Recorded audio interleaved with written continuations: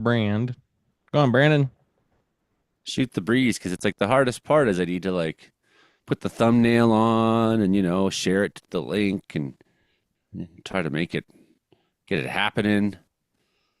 And when I'm all alone, it's like incredibly boring for anybody who might be tuned in to watch. So I'm here we are.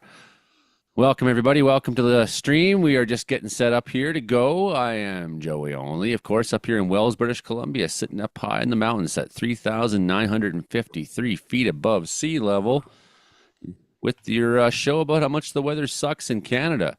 Yeah, back with you once again. And we got a special guest this week. Of course, we got you probably haven't seen this guy in a long time. If you're new, you haven't seen this guy at all. So generally, we'd make you a special guest, Frankie Corcoran, and but we've been for weeks, Ryan, special guest. We've been leading up to this, and tonight Ryan's a special guest. But you're here already, so that's great. You get to join us from New Brunswick. How's it going, man? It's going great, man. Thank you for still allowing me to come on. I'm always excited to come on whenever the opportunity arises. Our time zones don't always align, but when they do, I'm always thrilled to be on. I always keep up to date with the group and stuff like that on Facebook and with the new episodes and stuff. So very happy to be on here, man. Yeah, and there I'm just sharing it to the Facebook right now myself, trying to get the word around, get it on the go. But yeah, we've had Frankie on a few times here from out in New Brunswick. There, got a whole bunch of weather warnings and things happening tonight. Our special guest tonight's Ryan Voutilainen, as I was saying, and we been trying to get him on the show for quite some time. So it's real nice to finally have him here when he gets here. I think Brandon Hauk's there. I think Hilding's there in the background somewhere too. So we got most of our people here together, and of course we start. Here comes Ryan Voutilainen, so we'll have him here in a minute. So all good stuff, yeah. And I'm just finally getting everything put up on the Facebook, getting the word around. Exciting stuff. That first couple minutes is always the hard part for me here. We did have an avalanche incident in British Columbia today, too. So I'll start looking at that here in a matter of minutes. Weather warnings in Eastern Canada. We'll look at that as well. There is a cyclone hitting down in Australia. So we'll try to give you the details on that. That's going on right now. Hurricane Tracker. Tropical Storm Alfred now. So it's downgraded, but still, yeah, we got it right here. Perfect. Good to go. I think I'm good to go. Hauk, are you there? Oh yeah. Hey, Hauk, how's Alberta? Oh, bird is nice and toasty today. Interesting day at work, but that's okay. We'll leave that to another time. Oh, okay. Interesting, interesting. So ambiguous. I'm like nervous for you now. I hope everything's okay, Brandon. Oh yeah, we're gonna have a meeting next week. So yeah, everything's fine. Okay. Good enough. What do I got here? Avalanche incident. Columbia Valley Search and Rescue responded to another avalanche incident today. I've been telling you, I've been telling you, but you just don't seem to want to get the hint. Hey, Hilding, how you doing? Did you hear about this today? I didn't know. We got Hilding's there now. We got Ryan Voutilainen's there. Hey, Ryan, how's it going? Hello, I'm good. How are you? Real good. Welcome to the pre-show, the pre-show. Mark Engels is coming in right now. This is going to be a real good time, everybody. So where are you in the world? Are you back in BC? Are you in I'm Vancouver? back in BC. I'm not in Mexico. I'm down in Vancouver downtown. But you've been all over the place. I'm always all over the place. Like you were just in Mexico and you were like at a big storm chasing convention. And I was. so Why do we're going you to even have a house? This is why I'm in a condo. See, with a condo, I can leave and not worry. Just like you're in, with that beautiful view being just. Is there a building being built behind you? Yeah, right here, but it doesn't really impede the view that much, actually. Well, that's good. Um, on this side, I can see Point Roberts and Vancouver Island and stuff, and over that way, I can see the mountains. I can't see Baker, but not because of this high rise, because of a different one. But other than that, I've got a like I can see the Chilliwack Mountains, and I can see Blaine, and all sorts of stuff. Nice. That's pretty neat. I can like see Cow Mountain. No, I can't. It's dark out. I might be able to see Cow Mountain from here. I'm up here, Wells, BC, 3,953 feet above sea level. If you don't know where that is, it's just down the road about 7 kilometers from Barkerville Historic Site. That's lovely old Barkerville there, which I'm no longer banned for life from. That's maybe a story for a different time. I won that battle. Okay. Avalanche conditions are tricky right now. So this guy was buried this human being was buried 1 meter deep. 1 meter deep. They're wolverine food. But thankfully, their companion was able to dig them out. The patient was airlifted to Invermere for further medical care. So I got more on that here in a second. But that's good. So like we don't even know what the format is now. Because we're not going to do the Rogers show. It's like we're still going to hit record at 7 and kind of do the radio bit, but we kind of have to almost get used to this being the show now too. Does that make sense? I think people still like just the pre-show kind of banter format. I I think that gives a lot to the community, and then we have the more formal portion, and then you guys go back to it after. Yeah, I kind of agree with you, right? But the one thing we can do is bring more of this into that, I think, too, because we can look at images if we're not trying to air on Rogers TV, and we can really look at anything. We can do whatever we want now. We're fucking the rules are off. I mean, we gotta not be foul mouthed or anything for the radio segment, but you get what I'm saying, right? Yes, There's freedom. PG-13. There's I am freedom. very excited to show off the graphics that I made today. Yeah, yeah, you got some earthquake graphics, and I do. Ryan was talking yesterday too about some things in relation to the earthquake that happened down there, magnitude 4 yesterday.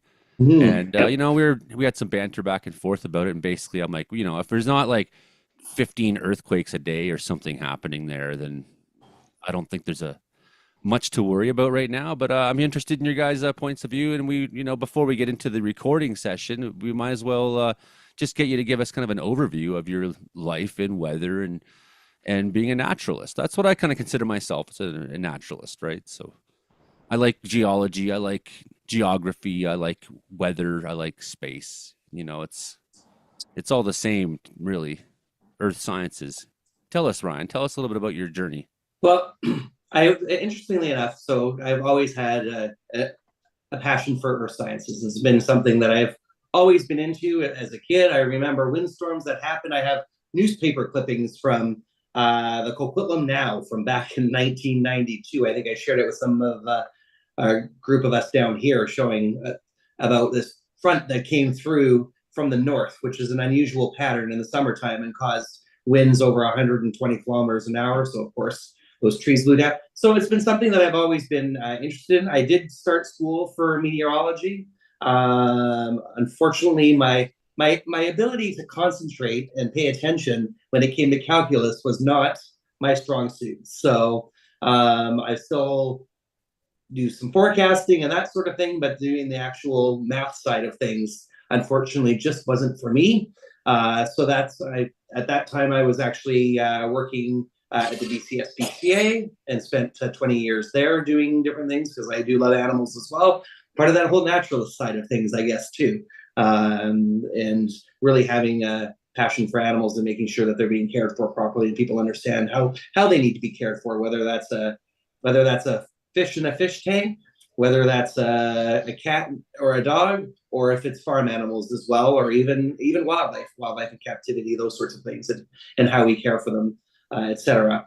That said, I just moved on, and I'm moving on into another kind of different role in municipal services with community safety, because community safety is another thing that I really enjoy. But back to the kind of the weather side of things, when the pandemic happened, I was always doing my own kind of weather thing, but I joined different platforms on social media and found out that I always thought I was the only person that was into weather, and I found out, well, no, actually, there's many, many, many, many people that are into it. So kind of found my friends in the weather field, including yourself and the different peeps in the group here this evening, and continue to share my passion for earth sciences, and particularly weather and geology, seismology with those here in the Lower Mainland. And I've got followers across the globe really now. So Yeah, funny how that works too. mhm. Don't mind me if I look distracted. I'm just trying to do All good. 6 things at once here. That was a good dry run. You're pretty much going to do exactly the same thing here in about 25 minutes. Perfect. Yeah. The dry run for the radio show. I'm going to head back to our avalanche incidents. I'm not sure if this is the same one or not. Machine accidental, but it's today, new listing, 2 people involved, 1 person buried. Yeah, it's the same one, approximately 1 meter deep. Second person in group successfully located and extricated the subject, flown to a higher level of care. So that's terrifying. A meter deep, and yeah, there's not a lot of snow out there in some regards, but if you're in that, man, oh, look at how it had the nice little catchment there. Like, so you can imagine they're probably underneath that mess of it. Looks like a bit of a road there, the logging cut block road, right? Scary stuff. We got weather coming in this weekend too, don't we, guys? Yeah, and I think next week's going to be pretty active too. There's some hints of it. Well, there's not hints. There's probably going to be a storm, I think, on Wednesday. The question is, where's it going to be? So, Frankie Corcoran, how come you're like the only place you're not in these warning zones, are you? No, I'm not actually. We've been lucky in that regard. Although it's been kind of, we had a rainy day today here in Miramichi. It wasn't exactly, I mean, like just pouring rain or anything like that. It was just like drizzles. Um, and tomorrow we're expected some a little like scattered flurries throughout the day, with a little bit of rain in the morning. So, I mean, I guess in a way we still kind of are, because we're still getting rain, but I mean, we're not getting hit as bad as, some of these other places here, we're lucky in that way. Yeah, look at this one there up across over at Newfoundland. 140-kilometer-hour winds there on Friday morning. Jeez. Yeah, they're kind of used to it. It's like she just sure blows there, doesn't she? Yeah, 1 centimeter hits the ground here, or one drop of rain hits, and people are like flipping out. Oh my God, what do we do? Whereas if you look at like Newfoundland, they're just like, all right, boys, same old day. We just gotta live our life. No wonder they have such a sense of humor, right? No, exactly, and I love that. And maybe 300 years from now, people in Vancouver will have a sense of humor too. Like, Yeah, it'll You just take rub that off on back. everybody. the West Whoa, Coast whoa, will whoa, get funny. whoa. It's where he gets canceled right here. That's it. funny I'm stuff. logging off. Hey now. Mark's done. And I'm just just turning moved to off my Vancouver. video You're every now helping- and then because I'm eating. You're helping make it funny, You're like, Well, we Like- can't be all bleak and like, oh, this is what the weather is and stuff. We gotta, lighten things up a bit too, Yeah, if we like wanted to be bleak, we'd pretend to be Cliff Mass. Uh-oh, did I say that on the air? Cliff Mass. Uh-oh. yeah. Well, we were What? like, Sorry, what are you talking about there, Ingalls? Sorry, bleak? Oh, well, no, there's Frankie nothing said, happening. There's nothing. Everything is fine. oh, you're right. Yes, Nothing. everything is fine. We're good. According to That- Cliff, that is. Mm-hmm. Meanwhile, 2 years ago at this time, I was in the Gold Coast and in Brisbane, wondering where all the exciting weather is, and you can bet that I wish I was there this week. Yeah, Cycle. I like rain. There's a big square I right like when there. I like when it comes sideways. Try What's with- try holding down shift and refreshing. There you go. Oh, there you go. The square's gone. That was terrifying. I was like, man, Australia's getting hit by a giant square. So that's the beast, is it? Let's see if we can back this up. I'm gonna have to refresh the. So what's the story on this thing? It was a full-blown cyclone, was it not? It still is. It's about a category 1, looks like, from what I find. Yeah. It was listed as tropical storm. Yeah, it Well, they says use that on different thresholds. They do. Right. I think To they us, it's also a tropical storm. use Brandon, do they use 10-minute averages for wind speed instead of 1 minute like us? I think so. I Yeah, I know have to. I know Japan does. Yeah. Yeah, I think it's 10 about minutes. Yeah. So whenever you see like an alert or a notice from the Japan Meteorological Agency and the wind speed looks ridiculously low, even though it's a pretty robust storm, they're using 10-minute averages, not 1 minute averages. And what's unusual about this cyclone is how far south it is. They I don't was kind normally of hit thinking that that. close. It's also spinning the wrong way. No, it's spinning the correct direction. clockwise. If you're It's looking like from the equator, I think it's the same direction. It's The looking at equator is the same direction. It's If clockwise. you turn yourself around and look from the equator, going the same way. Oh, well, I moved to a more comfortable spot. I wanted to show off the ocean view, but it's still getting dark too early, so I just moved to where it's actually bar seating. 3 more days. Yeah, right. Yeah, when we get time shifted into morning darkness I love That's morning right. Everyone darkness. has to spring their clocks back 1 hour. forward. Come on. That's not funny. It would be funny if somebody believed it and showed up to work 2 hours late. Show would be That's 2 right, hours. everybody. Spring your clocks backwards. Spring your clocks backwards. Look, it's a bit of an atmospheric river there coming towards British Columbia. Yeah, it'll be nice.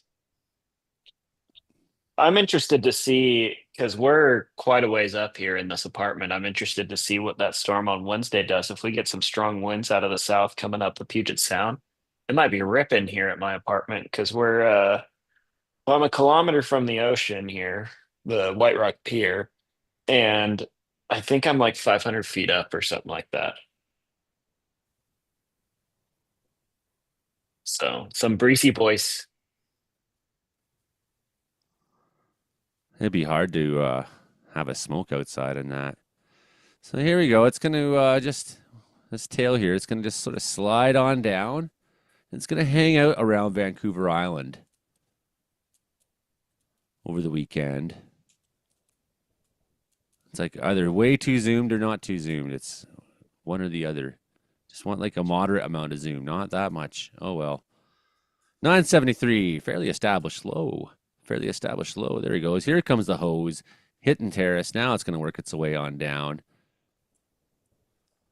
Friday afternoon, tomorrow afternoon. Pretty dry through the interior. Nice to smell in zoom the in on Coast the- Range. I'd like to zoom in on the interior more, but look at wow, she's a full-on Hawaiian. Yeah, that's a Pineapple Express right there. That is, There you go, haters. You finally got one. pineapple pizza. I like pineapple on my pizza. I have And no I'm preference. I'm right. You That's are the right. Invented by a Canadian as well. That's probably why more Canadians seem to enjoy it than Americans, I think. Yeah, I think I've told some of these guys this, but the guy who invented the Hawaiian pizza, he used to own a pizza shop in Madoc, Ontario, where I grew up. He had Alicia's pizza. really into pineapple on pizza, and I'm just kind of like, I don't care either way. Well, I think the part of it's like, what else do you do with pineapple? Like, you have to have something that you do with it. So at least Maybe you pizza's a do. thing. Yeah, nasty on Sunday morning in the interior there. Quesnel, Williams Lake, Prince George, up through the Caribou Mountains here. McBride, that low is going to establish itself there. Maybe not so much for Kelowna and Revelstoke and areas down through the Kootenays, but looks like heavy precip if you're going to be traveling down through Highway 99. I wouldn't suggest it. Looks like maybe Revelstoke's going to have a pretty messy time. I would suggest any attempt to go over the Pine Pass is going to be met with resistance from the weather. Even so, and then this low is coming towards you, Brandon Howe, coming towards you, and then finally the hose kind of moves off the coast there. A couple days of some pretty solid precip. I never did look today in my little short forecast video at how much rain expectation and snow expectation there is. And I do find this kind of time of year annoying because you have to sort of like guess a little bit. It's like, well, 200 millimeters of rain, 1 meter of snow. And you're like, is it one or the other, or a bit of both? Yeah, porque no los dos. Like you get.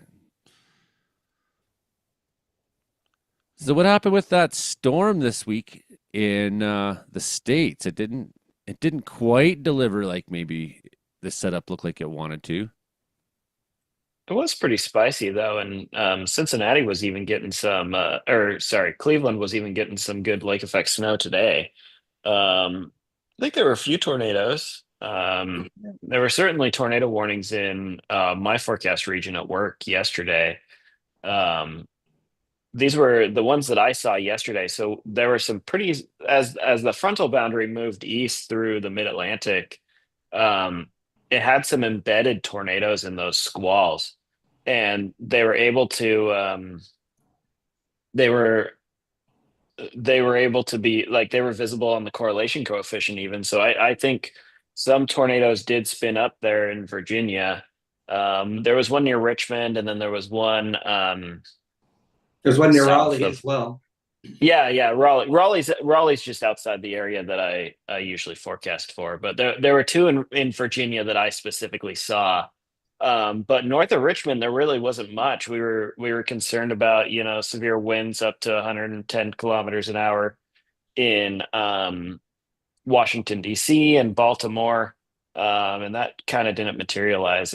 The squall did go through, but it wasn't nearly as strong as it could have been. Here's your storm. You were talking about this bit of a bomb. Give me a 969 and put it right off La Push. That'll really crank up the southerlies coming up the Puget Sound. 76 steadies, 80 steadies.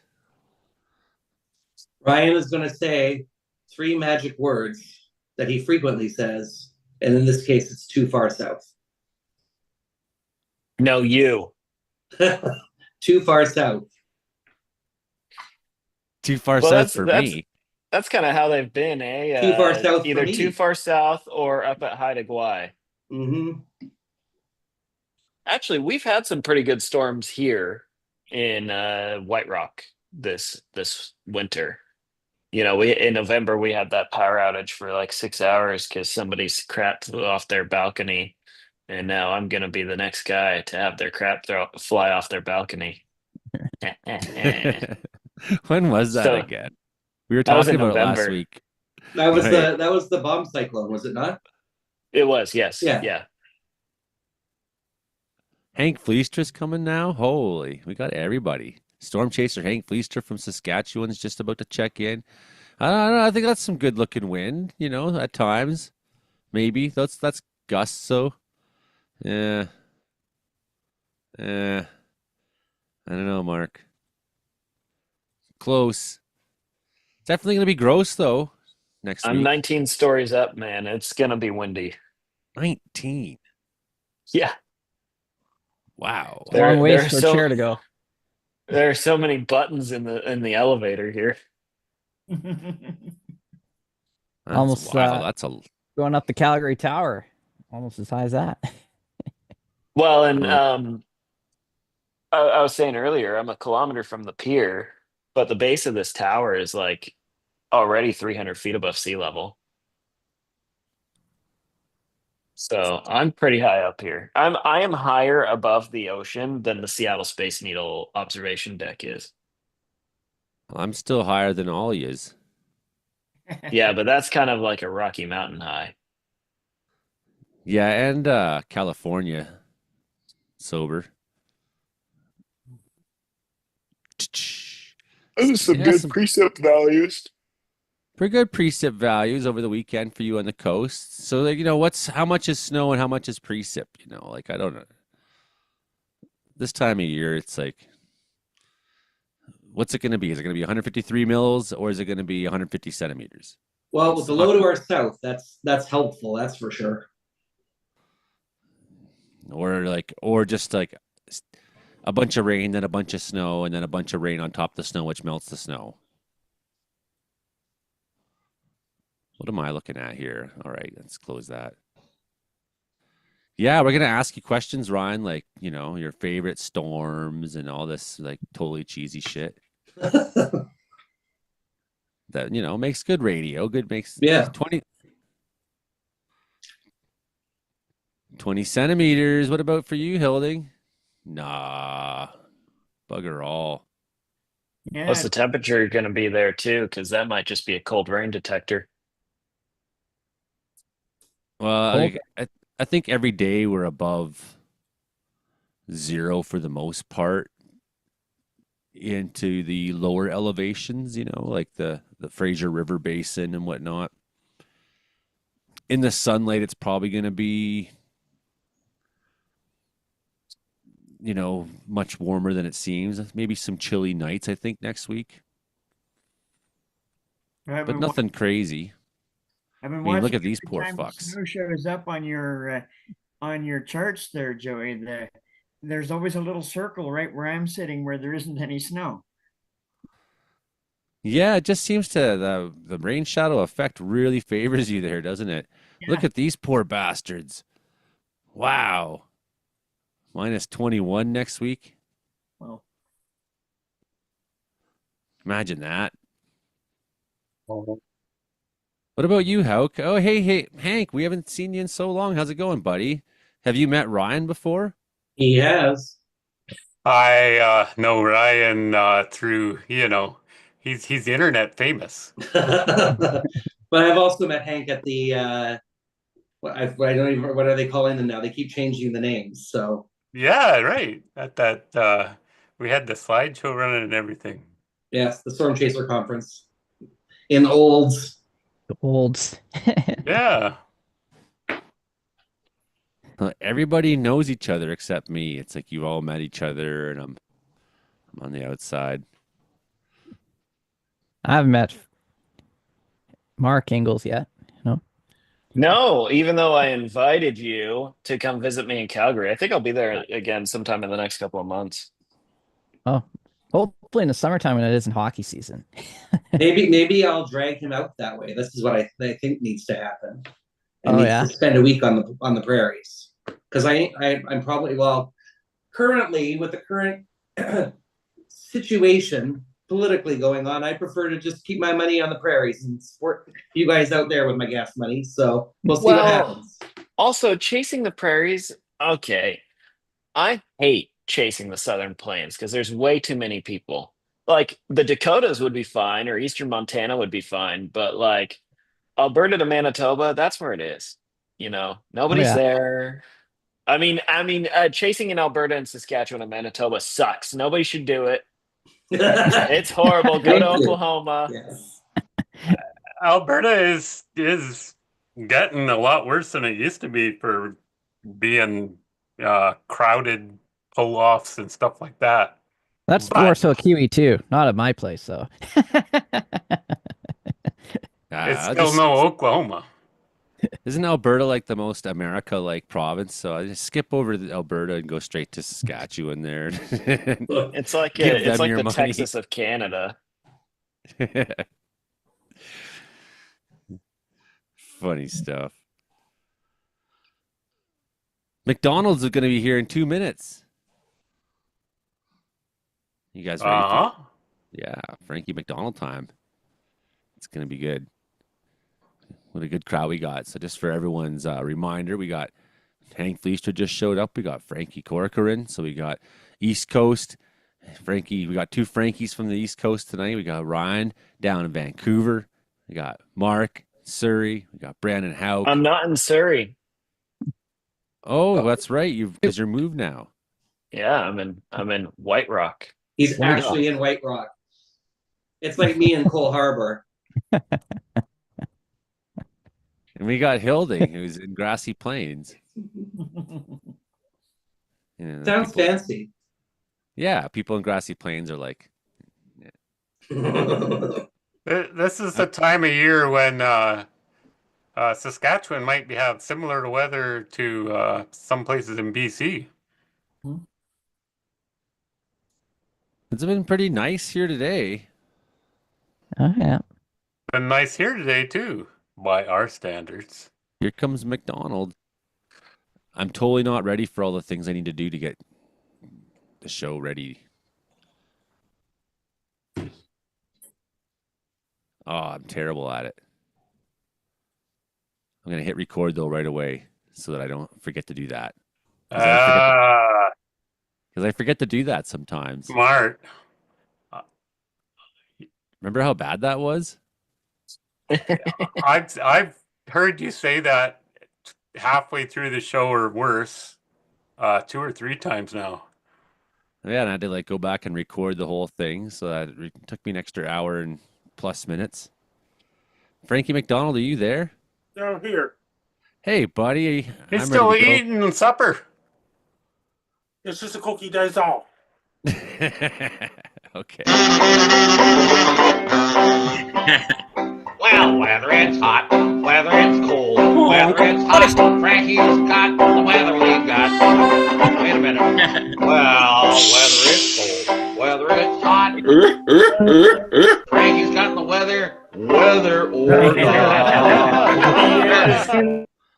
Hello, everybody in Prince George at CKU, CFUR 88.7 FM. Hello, everyone in Winnipeg at CKUW 95.9 FM. Hello, everyone in Kamloops on CFBX 92.5 FM. This is the Comedeorological Report. Greetings to everybody on all your podcasting platforms, Apple and Spotify and this and that, and all the podcasting platforms.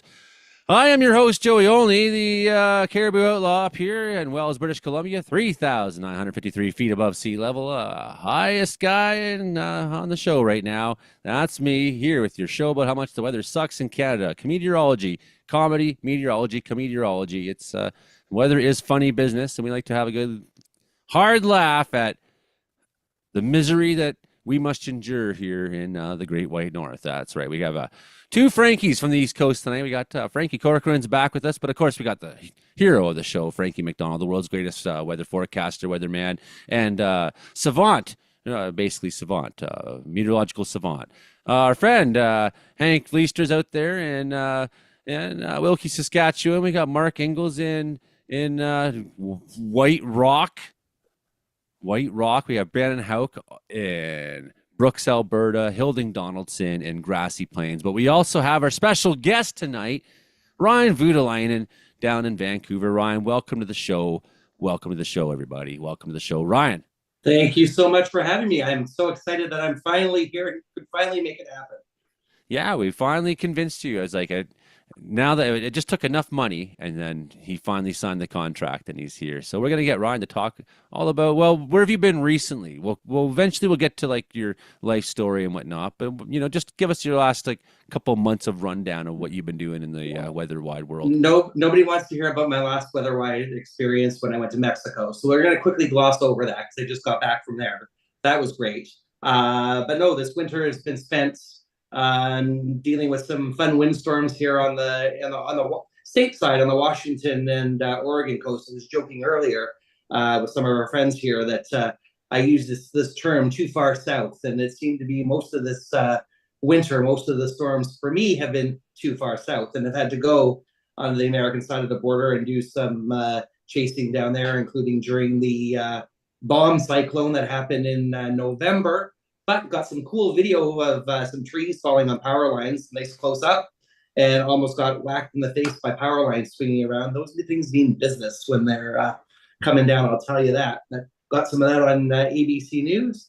More recently, at the end, in the beginning of, I spent Valentine's Day with 600 of my closest friends in Kansas City, actually Overland Park, Kansas, and for the National Storm Chaser Summit in the United States, and met a whole bunch of people. And of course, I went there, and a lot of people already knew who I was already, which was great. I went there last year too, but and connected with some people that I haven't met before, including one of the more famous ones, Cyclone, Josh Morgaman, who loves to do hurricane chasing. So that's kind of been my fall, my winter, and the beginning of this year in a nutshell so far.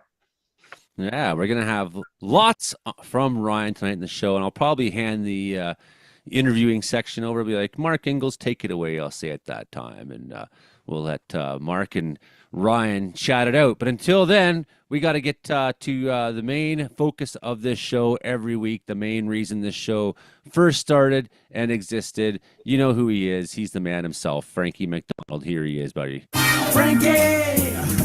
Can you yodel for us?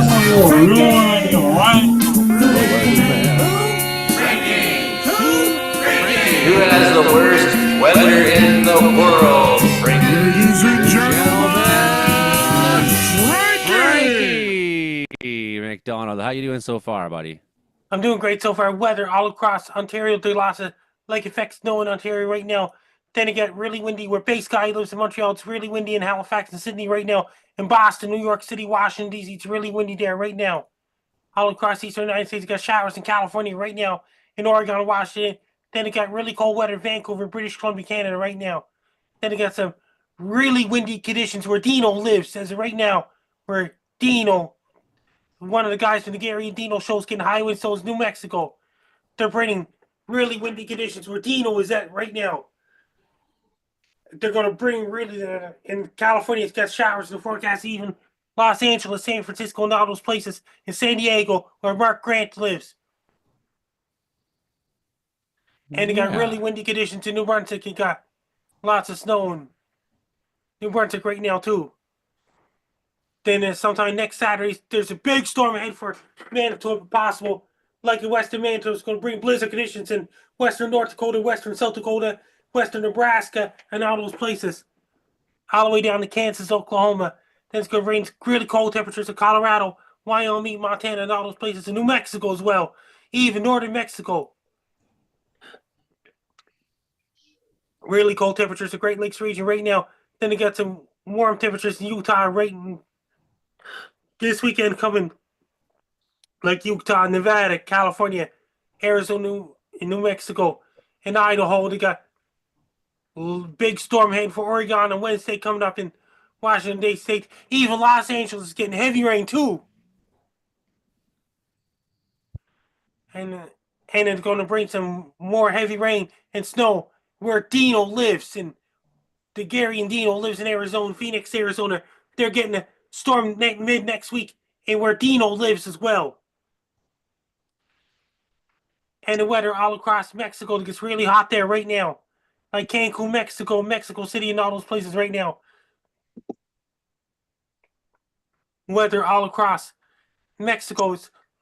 It's really dry in Mexico, Guatemala, Costa Rica, with showers are forecasted now. El Salvador, Honduras, Nicaragua, and Panama right now.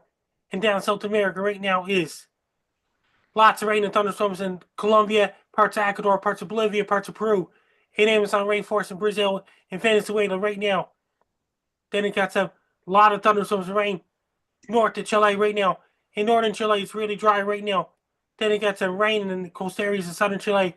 Then it got snow in the northern mountain, up in the mountains in southern Chile. They got warm air, cold air fighting each other in Falkland Islands and Stanley in southern tip of Argentina. A lot of rain in Buenos Aires, Argentina.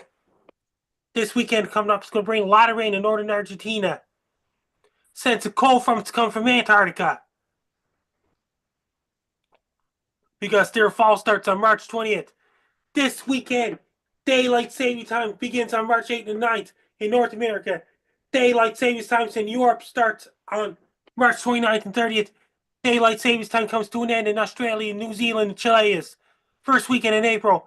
Daylight savings time in Egypt starts on April 25th. Lots of rain and wind in Spain right now in Portugal. And it's going to head towards France. And they got some cold weather heading towards England next week as well. Then they get some showers and forecast early next week in Germany, including parts of France and Italy, with rain in the forecast in England, Italy, Bosnia, Croatia, and all those places. Czech Republic and Slovakia, where base guy's best friend Savannah lives. Then they get some warm air in Belarus next week as well. And could be some warm air, cold air fighting each other in Moscow, Russia. And did you hear about this up in Algeria? It's warm there, and it gets a heavy rain in Morocco this Saturday coming. Even in the desert areas of Morocco.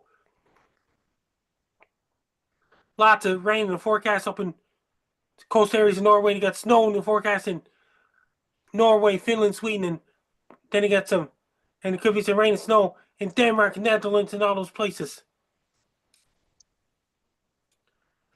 And other areas as well. What else, Frankie? And the weather all across northern Japan. And weather all across northern Japan right now. Lots of snow squalls in off the coast of northern Japan. As for right now. And lots of snow up in northern Japan. And snow squalls. Then you got some really cold temperatures in Tokyo, Kyoto, Osaka, Japan right now, in the Sapporo, Haganeo, Japan, South Korea, North Korea, Vladivostok, Russia. Siberia is gradually warming up for the whole month of March, including Mongolia, like China, Russia, Yakutsk, Norilsk, Oymyakon, Irkutsk, and all those places, Grasses, Yark, gradually warming up for the whole month of March. Up around Beijing, China, it's getting a little bit warmer in Beijing, China. In Wuhan, China, gets showers in the forecast next. And it's hotter. It's warm in Hong Kong too. A lot of rain, thunderstorms going on in the Philippines right now. Parts of Indonesia, too. Then it got some rain in the forecast in Vietnam, Laos, and Bangkok is still in the dry season for now. India is entering the summer next month. It's going to get extremely hot temperatures in India next month. Bangladesh, Myanmar is really dry right now. Over in India, lots of dry weather. In Sri Lanka, in India right now, there's a tropical cyclone aiming towards parts of Mozambique, Africa next week. It's headed towards Madagascar sometime next week as well. It's going to bring a high winds and heavy rain there, right? And it's really dry in Pakistan, Afghanistan, Iran, Iraq. In northern Afghanistan, it's really rainy next week as well. Then it gets some showers in the forecast in Saudi Arabia, parts of Saudi Arabia, and parts of Middle East right now. Over in Egypt, it's really dry right now in Egypt, Libya. In western Libya, it's lots of showers in the forecast. And parts of Algeria right now. And they get some showers in the forecast in Nigeria and Ghana because they be soon entering the rainy season. And lots of dry with a little bit of showers in the forecast in South Africa, in Cape Town and Johannesburg, South Africa. They get some rain and showers in the forecast and really hot temperatures in Namibia, including Angola. It's a lot of rain, thunderstorms going on in Congo, southern Congo, Angola, Mozambique, and before the cyclone hits Madagascar, and Tanzania and Africa, La Reunion and Mauritius Islands, and weather all across Australia. Cyclone just hit Brisbane, Australia with high winds and heavy rain. So it's going to bring lots of rain and thunderstorms. And what's left of the cyclone this Saturday and Sunday coming up in northern New South Wales, Australia, and southern Queensland, Australia. Then it got some really, really hot temperatures in northern Australia. And then it got remnants of what's left of the cyclone could be aiming towards Sydney, Australia. It's really dry in Western Australia right now. down New Zealand right now. Lots of rain and thunderstorms for Papua New Guinea, La Réunion, and Mauritius Islands, including French Polynesia, Fiji Islands, New Caledonia, and Vanuatu. It's lots of showers in the forecast in North Island, New Zealand, South Island, New Zealand. Then it gets some rain heading for Invercargill, New Zealand next week as well. Then it gets some Auckland, New Zealand, Wellington, New Zealand, New Plymouth, New Zealand, Gracemount, New Zealand, Hamilton, New Zealand, Wellington, New Zealand, Nelson, New Zealand. And it's a little bit of showers and forecast because their autumn starts on March 20th, same day as our first day of spring. That's New Zealand's first day of fall. Antarctica is starting to get some darkness too right now too. And up the Arctic is starting to get some daylight up in the Arctic. And in April and May, it's going to gradually warm up the Arctic bit by bit. It's going to cool down the Antarctica bit by bit as well. Frankie McDonald. Excellent world weather report, Frankie. We got so many people on the panel here. I'm going to just keep going through as fast as we can. The Brandon Houck Report. Oh, hi. This is the Brandon Houck Report. Brought to you by Smoking Good Barbecue. Hey, Brandon Houck. What's up, bud? Oh, just having some smoking good barbecue. Yes, that's right. Not really. No, didn't have any smoking good barbecue today. But anyways, we got some weather to talk about today. That's right. Some good weather. If you like nice toasty weather, smoking good weather. Okay, I got better jokes coming up towards the end of the program here. But anyways, anyhow, we hope. You might like this one. You might like this one. I have a feeling you're gonna like this one. Okay, so here we go. We have nasty low pressure system across the eastern half of the country that's caused all kind of problems. I think Timmins got like 26 centimeters of snow, freezing rain, a lot of rain, and that's moving through parts. Speaking of Timmins, where were you tonight? Oh, where I was had a lot of snow. Where Jamie Clump lives, they had so much snow where Kinson Clump is. Kinson Clump tried to shovel snow multiple times because I was on another podcast earlier, Kinson Clump podcast. Yeah, we both were, and we had to do it without you, Brandon. It was hell. Had to do it without me. Yeah, I'll try to get on the next one. Okay, we'll try to get on the next one here. Anyways, so yeah, they had a lot of snow out east there, and then a lot of rain, some thunderstorms in southern Ontario there, and then the same storms producing quite a bit of rain into New Brunswick and Nova Scotia as well.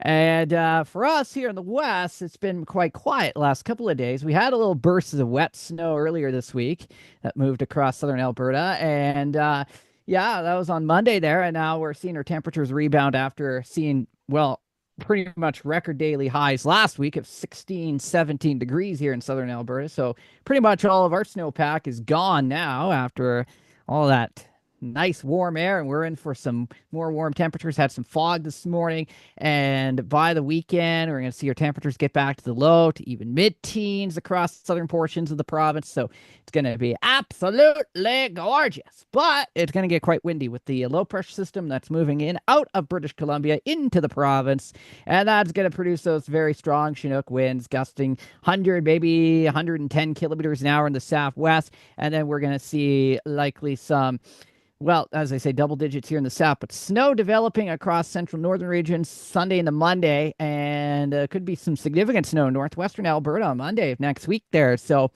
we're definitely will have to keep a fairly close eye on that, as that is likely going to change the weather pattern and bring us back to more normal temperatures or even slightly below average temperatures into next week. So that is the latest on the weather front of things. Florida man games began over the weekend, including alligator wrestling and I guess running from the police. There's that. And finally, Katy Perry, well, she is leaving Earth's atmosphere in the month of April as she is flying out into outer space. That's right. Out leaving Earth's atmosphere in hopes that someone will actually like her album. So there we go. And if it goes horribly wrong, she'll be a firework. Ah, yeah. I I mean, got the something best to say. possible outcome Brisbane, would be Australia got hit by a cyclone. best possible Alfred. outcome. Katy Perry hits the sun. Brandon Houck report. Brandon Houck report. Brandon Houck. Hey, Joey, Brandon, did cyclone hit Australia, Brisbane? Oh yes, it's getting close. Very, very close. We're right on the edges there at Brisbane, Australia. They've had a lot of wind today. A lot of waves crashing. People seen some videos. People, yeah, a little too close to the water, I guess. At those big waves. And that Yeah. means really high winds in New York City right now, too, and Washington, D.C.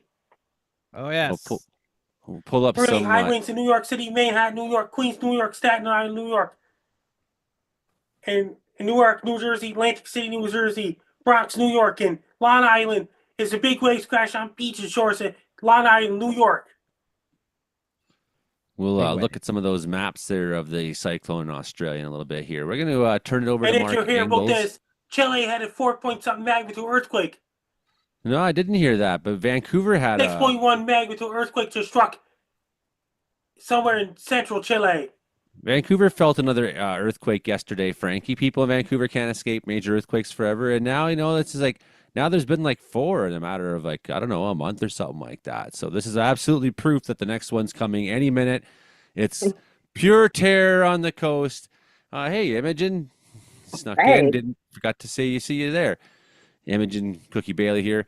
Mark, so it's totally it's on. The big one's on for sure now, isn't it? Absolutely. And no, actually, no, it's not. I'm just joking, but this is just my way of saying I know you got a cool chart you want to show us that you made, and I want you to talk to Ryan Voutilainen here for a little while. Okay, Mark great. Engels. Yes. Hello, everyone. Stand by while I struggle to share my screen because I'm still not very good at doing so. Okay, so I think, oh, come on. Allow. Okay, so I think you guys can all see this. This is a cross section of earthquakes from 2000 to 2025. And if you're listening on the radio, imagine a bunch of dots on a white graph because that's what we got going on here. And what we're looking at is all of the earthquakes 1 degree north and 1 degree south of Vancouver within that range, from offshore to about Merritt. And so what we see, there's some artifacts of just data handling, like there's a bunch of earthquakes at 10 kilometers deep, well offshore. I think that's just how the data is handled rather than, there being some magical line at 10 kilometers deep offshore. But we got the plate boundary just inside of 128 degrees west. Tofino's there around 126. Vancouver's around 123. And so this kind of, this cluster doesn't give us a whole lot to go off of.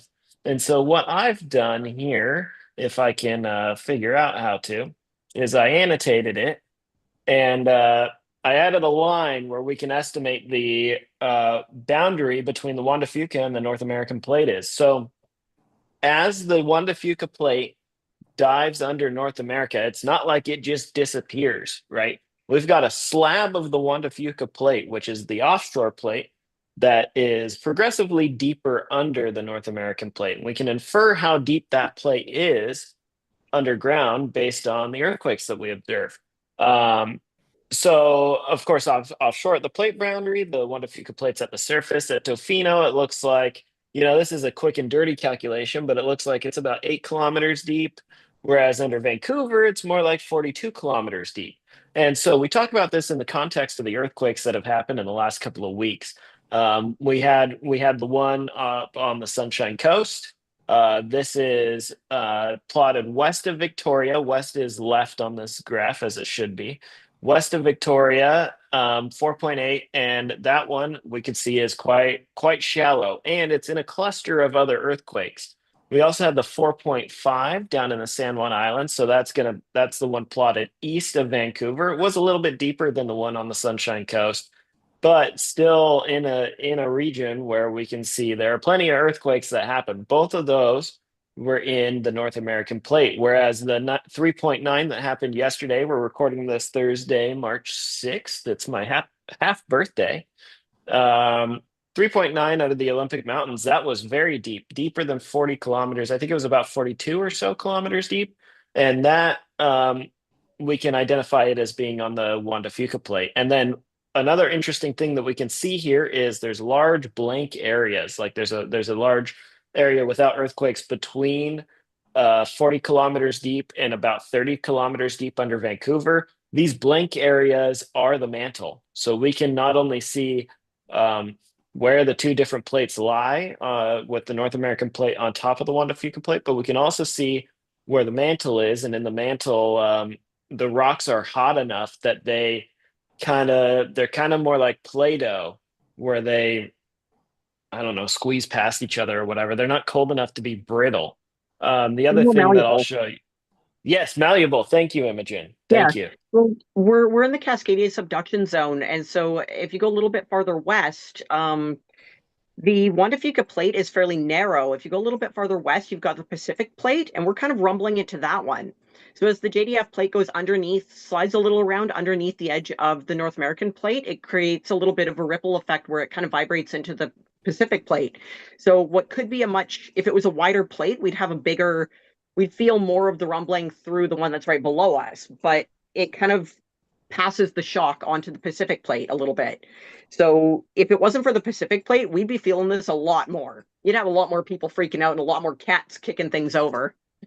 I'm glad you brought that up, actually, because the narrowness of the Juan de Fuca plate. So the Cascadia subduction zone, like you mentioned, Yeah. normally these tectonic plates dive at a sharper angle than the Juan de Fuca plate does. And that's because it's so narrow, because, you know, the spreading center where rock is created is not very far offshore at the boundary between the Pacific and Juan de Fuca plate. Whereas if we look at like Japan, well, that rock is created here offshore. And as it goes west, it has a lot longer time to cool down and become denser. And so it's heavier and dives at a sharper rate.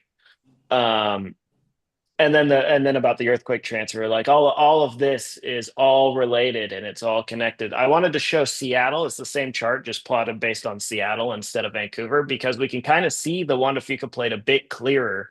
And this is because the US has more seismographs than British Columbia does. So we capture more and it's a lot finer in detail. And so we could see the 3.9 under the Olympic Mountains, plotted about 42 kilometers deep. We can see the 6.8 that happened in Tacoma in 2001. That was deeper than 50 kilometers. And then, of course, the 4.5 under the San Juan Islands. And we can see how these are two very separate regions of earthquakes. And all of the events are in earthquake-prone areas. So this is not something worth worrying about. Obviously, we say this plenty of times. If you're in earthquake country, you need to know what to do, but you shouldn't be afraid. And so here's the annotated version with the Juan de Fuca plate, inferring it about 15 kilometers deep at Forks, about 55 kilometers deep at Seattle, and then I've also plotted Mount Rainier, where we can see the uptick in earthquakes from the volcano there. And I also want to mention, like, a lot of people like to say things like, well, this is a sign of the big one coming, or this is relieving pressure so the big one doesn't come. And neither of those are true.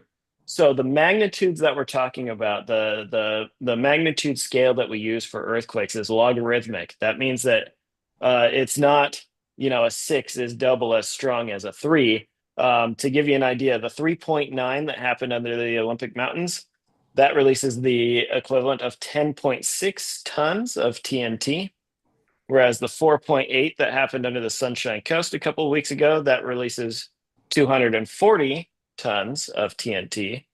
And then the 6.8 that I survived in 2001, that's 239,000. So notice that we're going up a lot.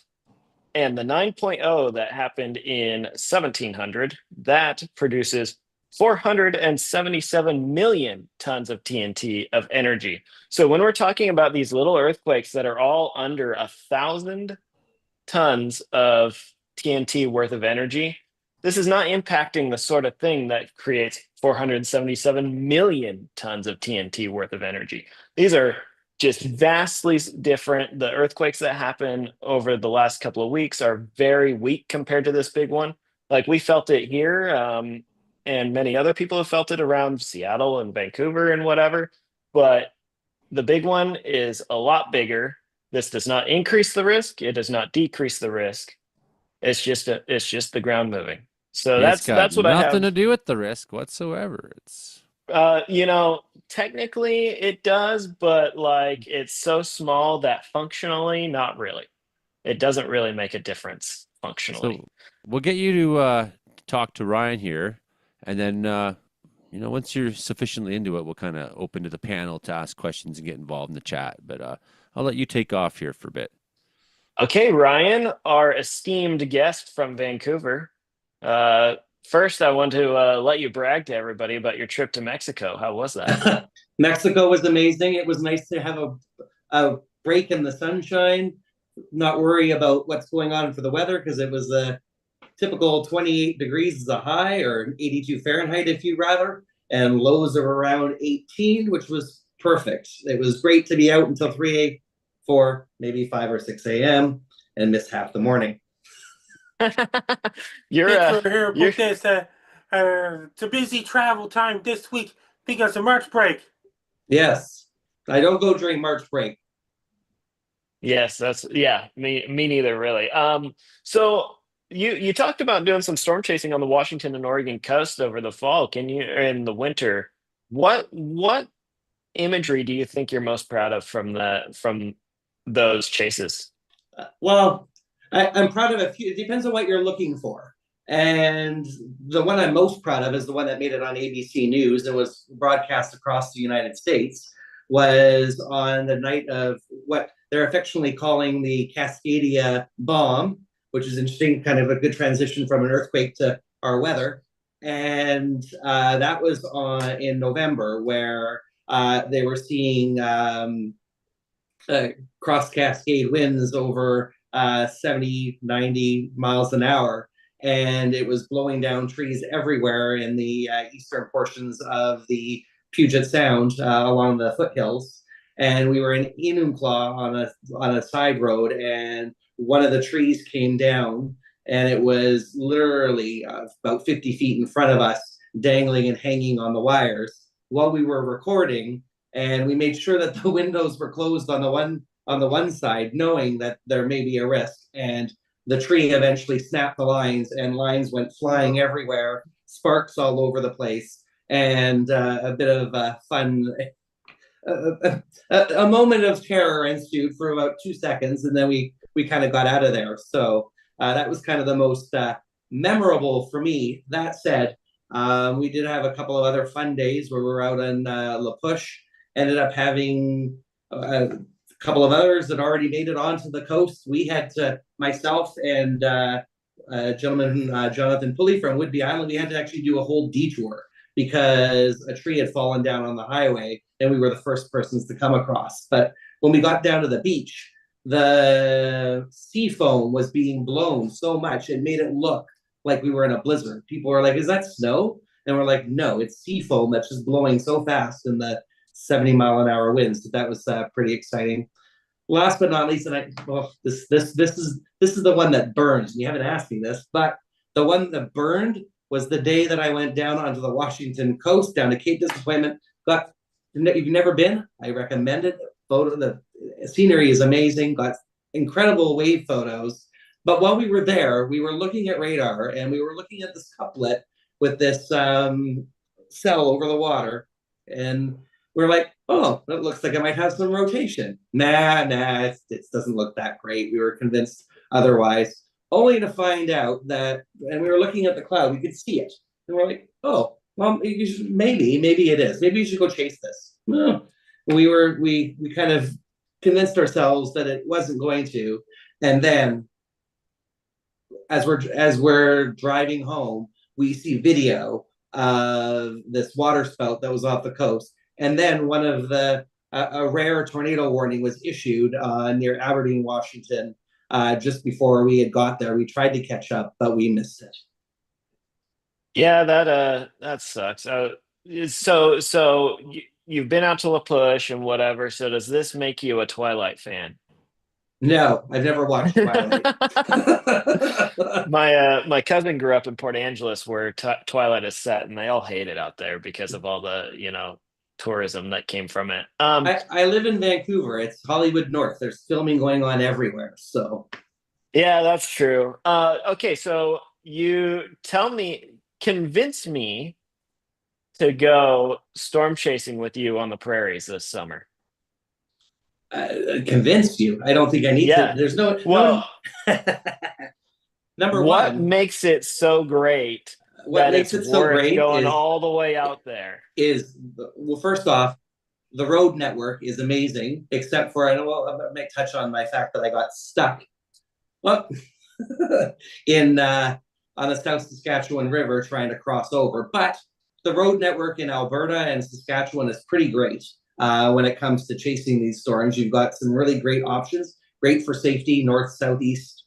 Well, not really north. You're going to go south or east, typically, escape options, that sort of thing. And there's fewer people on the roads. And that is another great thing. There's none of this. There is some there will be days where you'll run into a few chasers in the morning or while you're waiting for things to kind of get going.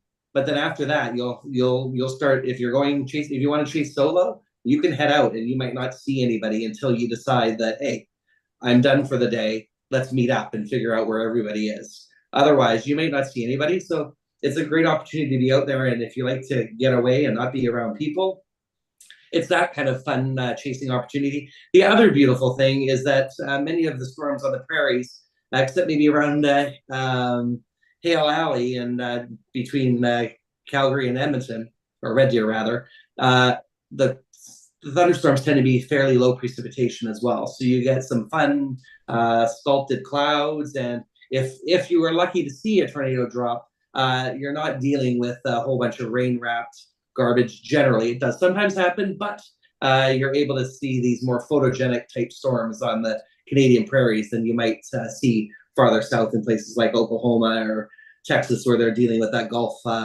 humidity, which kind of shrouds things quite often.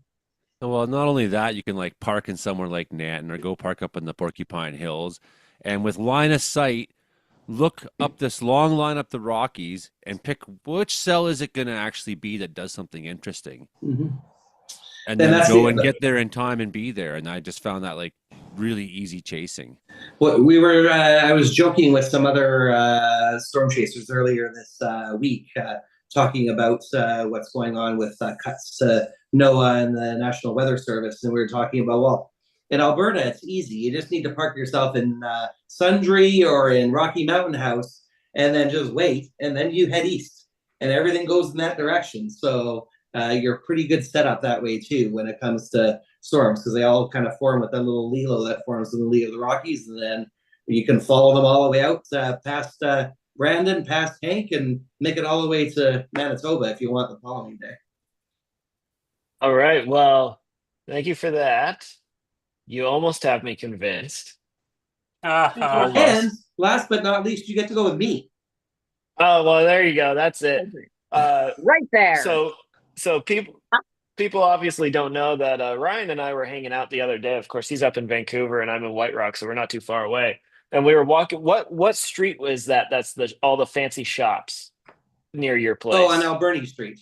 Yeah, so we were on Alberni Street and we found this building has it looks like a big clock above the door, but it's actually an anemometer and it's a display and it shows and they've got an anemometer on the roof, and it's a sonic anemometer too. It's like new. The readout looks like it's maybe from the 80s or something, but the anemometer on the roof is a recent model sonic anemometer, and in the middle of downtown Vancouver, it's not gonna show appropriate or very high winds, but it was 10 kilometers or an hour or whatever. That was really cool. So I'm gonna open it up first to our most resident storm chaser, Hank, to see if you have any interesting questions or thoughts for Ryan. I have a comment first. You can hear me, right? Yeah. Yes. Yeah. He was talking about how if you wanted to, you could stay clear of other chasers when you chase on the prairies. And in my area, it's especially like that. I'm not very close to the US border, and I'm in western Saskatchewan, and it's a very sparsely populated area. And our highways out here are so empty. And for me chasing near my town, if I chase, 30 times in a summer, out of those 30 times, there might be only 2 where I actually see some other chaser other than myself, 2 out of those 30 when I'm spending all day out there. And you have to remind yourself that you can see people 60, 70 kilometers down the highway. It's so flat in Saskatchewan. If I see anyone, it's more than likely Jenny, who was a friend of the program. Yeah. She's the one I see most often. When I was in Nebraska, they called that they used a measure of distance called a farkancy, which was as far as you could see. And one time we asked how to get to a town that was north of the city we lived in. Well, I shouldn't say city; it was like 3,000 people, but north of the city that we lived in. And the guy was like, "Oh, you just go 3 farkancies up Highway 14, turn right, and it's a couple miles down the highway." And sure enough, the first farkansee was the grain elevator of the next town, and then the second one was the top of a hill, and the third one was the top of a hill. And at the top of the third hill, you turn right on this highway, and you get to St. Edward. I don't know if you have farkansees in Saskatchewan, but that's some flat country out there. It doesn't matter if you're in Nebraska or it's funny driving up Alberta too. Like we did Cardston to Calgary, and it's like on the left, absolutely beautiful mountains and everything, and on the right, it's just flat canola for miles, or I guess for kilometers or whatever. I always wonder, like they've got that restaurant in the water tower in Lethbridge, and I'm like, but what are you looking at? Canola, flat canola. Maybe Brandon got a Houck great knows. canyon in Lethbridge. It's wonderful. So not only did I not bump into other chasers ever in my prairie chases, the general reaction from the public was people pulling over, like, "Are you okay, son? Everything okay? Like, is your vehicle fine?" Like, "Yeah, I'm just watching that storm. It's about to make a tornado." Like, "You're doing what?" Why? Ryan talked about the road network, and the thing you do have to keep in mind is you have to have a little bit of a map of where the major rivers are in your brain. And you think about where you are in relation to the major rivers, because there's not very many bridges over them. So that's the one thing you can get trapped against, is not only a major river, but also some of the really long lakes. So funny you should mention this, this was one of my frustrations from last summer. Was it June where's my photo here? June the 23rd, when there was a tornado just north of Radisson. But there was another one that was east of the South Saskatchewan, and I was driving from Warman heading east, and then all of a sudden, that's where the chaser convergence happened. There was a lineup of like 10 cars waiting to go on this little cable pulled ferry across the river as we're watching the storm speed away from us. And so that was the frustrating time, because there were some other storm chasers from out that way that were able to get a water spout on one of the lakes that eventually turned into a tornado as well, just to the east of there. But sadly, we missed it. You're 0 for 2 on water spouts on the show tonight. I know. Water spouts aren't water spouts are not my. Apparently, I missed them all. So hey, let's dig that hole a little deeper. What do you think about the UBC water spout that happened a couple of years ago? Yeah. Let's say, here we go. I wasn't in Vancouver. I was in Hawaii watching this on radar. And for 3. Okay, but I'm like, there's no warning, there's no nothing, and I'm like, okay, maybe I'm wrong, but I'm looking at this radar going, there is a really good couplet here on radar. There's got to be something crazy going on right now, messaging people, tagging everybody I know, and sure enough, there was that water spout turned tornado that hit UBC. Yes, I missed that one as well. We should point out for the uninitiated in the audience, when we talk about a couplet, we're talking about on the weather radar, we can see like wind speeds. And so a couplet is when there's wind going one direction really close to going the other direction. That's how we see rotation on the weather radar. So Brandon Hauk also lives on the prairies. So let's get your questions or comments for Ryan. Oh yeah. Questions or comments. Okay. So I have to say, I really enjoy this area around here because all the storms come off the foothills and they keep on going. And about, I'd say, Gleason and Pisano, everybody decides to call it a day and go home while the storm rolls into my area and I get the storm to myself. It's kind of nice. That's how that works sometimes. But that isn't the case all the times. I know we've had a couple of supercells roll up the 36 there. I think which ones were you in this area here? Well, we can talk about Canada Day. Canada Day. Oh yes, Canada Day. Yes. But hey, I don't know if I've got a question for you. I don't recall that the day that we had Mr. Britton and Mr. Howard following and almost like went right through your town and got 10 tornadoes in one day? Yes. Did you get any? I think I saw 2 that day. Saw 2 that day? My location right here. I have a bird's eye view from here. In your puddle. Brandon doesn't Yes, chase from so my much puddle. as just waits for them to come to him, and they do. He's in a good spot. Oh yes, and then I have to broadcast them on the radio. So I say, "Oh, there's a tornado on the ground," and I jump on this microphone and talk about it and try to hide, but not really try to hide. But anyways, It's better. Hey, I will tell you, it's better than sitting on a beach seeing what's going. Well, sitting on the beach was okay, but sitting on the beach seeing what was going on at home when you were 5,000 kilometers away. Yeah, yes. so really, if you're into storm chasing and you want to do so in the Lower Mainland, just ask Ryan when he's going to go out of town, and there you go. We're going to get a good storm. He'll pick you up. Yes. No, because he's gonna be out in Hawaii, so maybe he'll let you Probably borrow be his in car, Finland. too. Was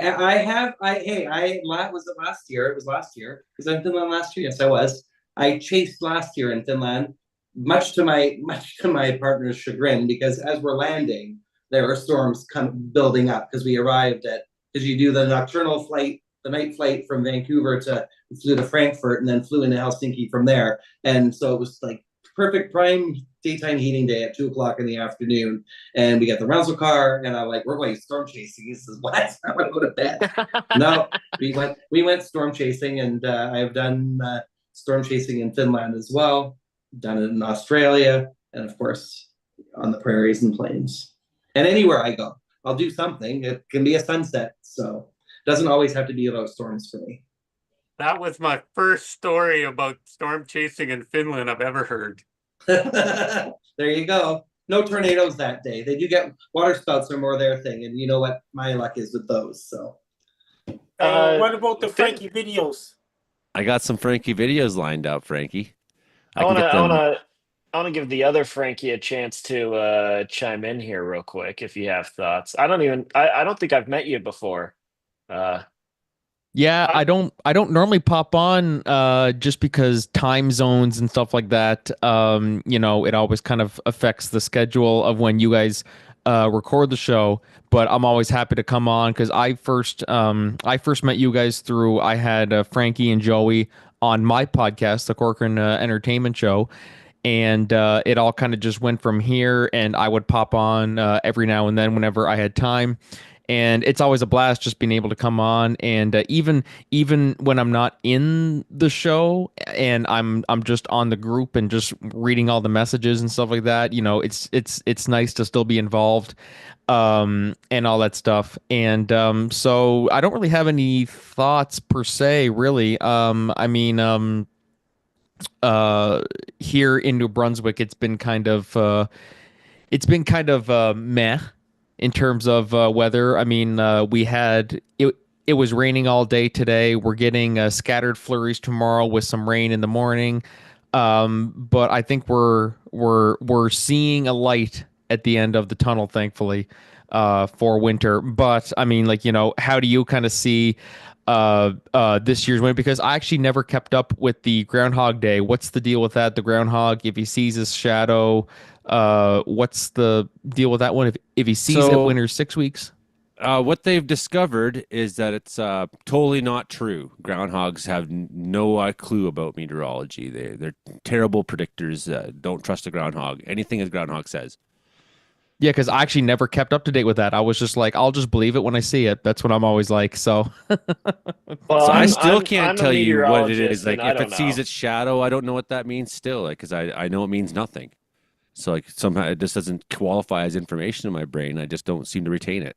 like a groundhog of all things, you know what I mean? Like I could roll over and cough, and what does that mean? Does that mean that summer's going to be here tomorrow, or like I don't know. That's just my opinion anyway. I mean, what do I know? Well, I'm like making videos on the YouTube to get 300 views. I'm like, don't go in the mountains, you'll die of an avalanche, and then people die of an avalanche. And it's like the next day I make another video like, stop, you'll die, and then people go and die. And meanwhile, they're like, a groundhog, and the whole country stops for it. Okay, Frankie McDonald, are you ready for your video?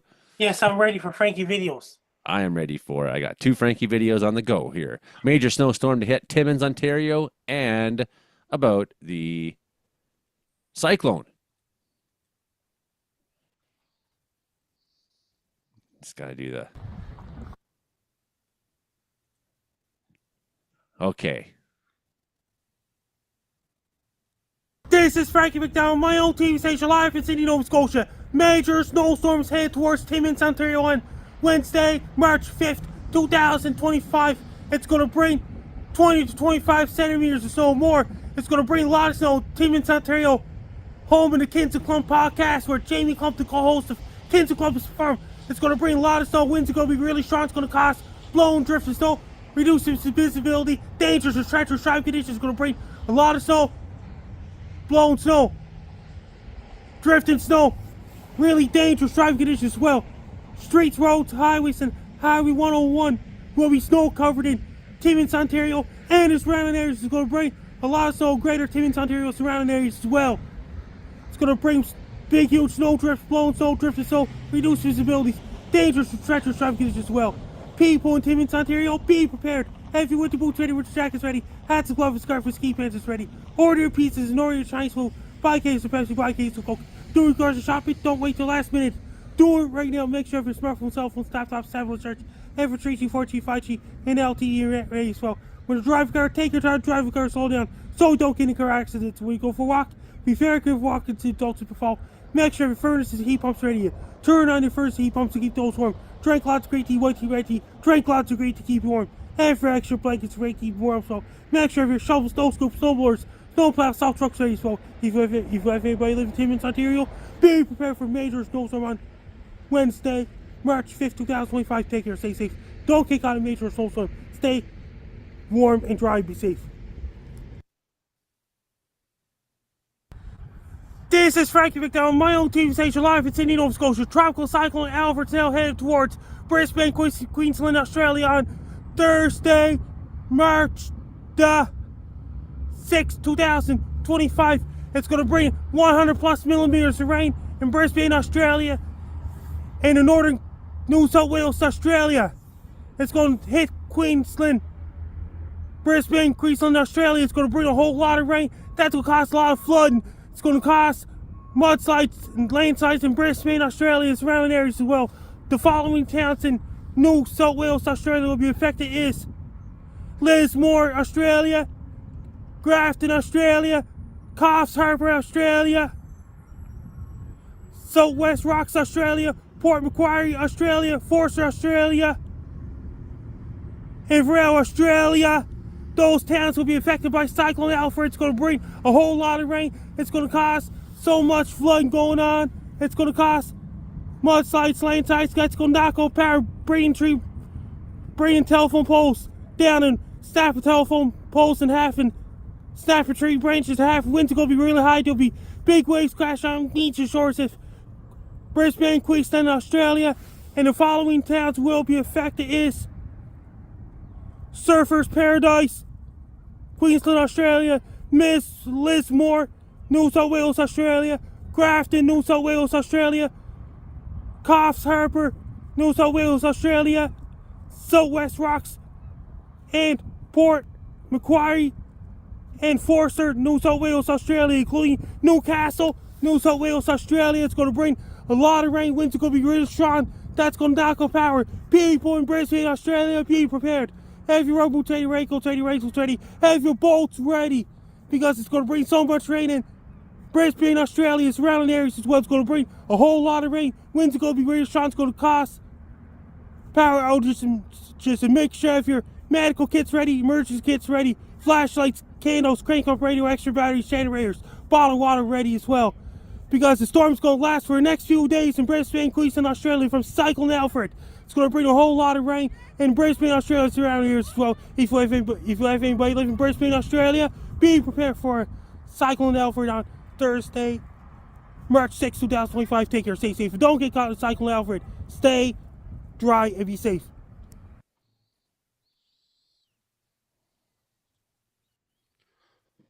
Boof. We're back. Yeah, that's almost a full radio broadcast once again, everybody. I'm Joey Only here in Wells, BC, and we had Mark Ingalls there interviewing Ryan Voutilainen for a little while. And we had Frankie McDonald, the star of the show, Brandon Hauk. We haven't heard much from you, though, Hilding. We had Imogen here, too. I'm not sure if she's still here. She's gone, no. But with Frankie Corcoran's there from Miramichi. Hilding, what about you? We haven't heard much from you all night, bud. Well, we haven't had much going on besides it's been, fairly mild.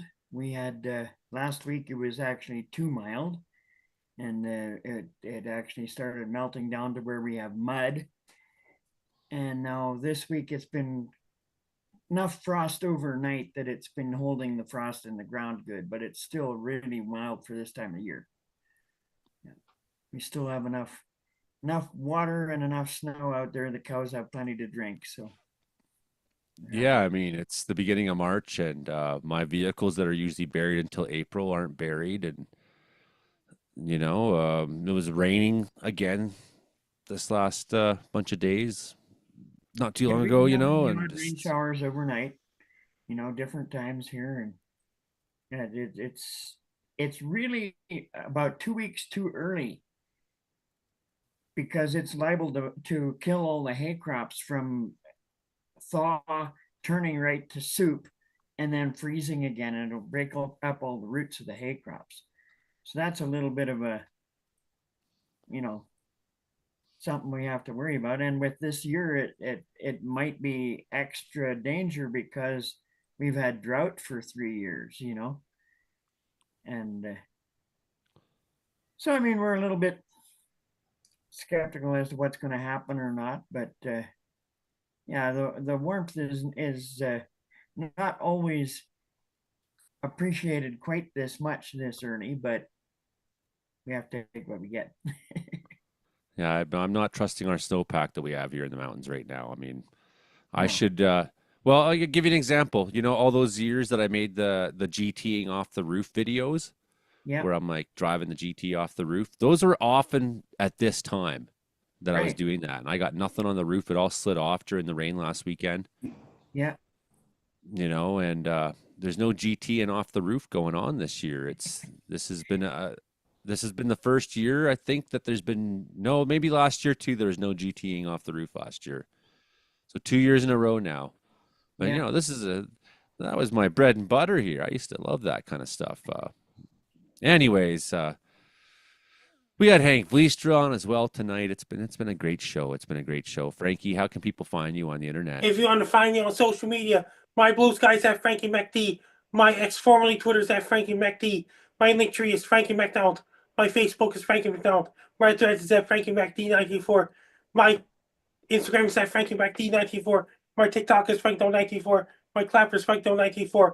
My Twitch is FrankDo94. My Snapchat is FrankieMCDON. My YouTube channel, Stocks Wolves, and my LinkedIn is Frankie McDonald.